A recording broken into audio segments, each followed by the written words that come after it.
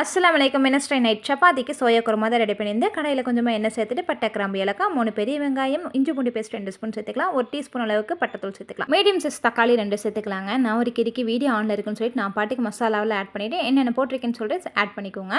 2 spoon மல்லித்தூள், 1 spoon இருக்க தனி மிளகாய்த்தூள், 1/2 ஸ்பூன் கரம் மசாலா, 1/4 ஸ்பூன் மஞ்சள் தூள், அவ்வளோதான். இது மட்டும் போட்டு நைட்டாக வந்து நல்லா வதக்கிட்டு கொஞ்சமாக தண்ணி ஊற்றி நல்லா கொதிக்க விட்டுடலாம். ஒரு அரை மூடி தேங்காவில் ஒரு 10 முந்திரி பருப்பு, கொஞ்சமாக வந்து கசகசா, சோம்பு 1/2 ஸ்பூன் அளவுக்கு சேர்த்துக்கோங்க.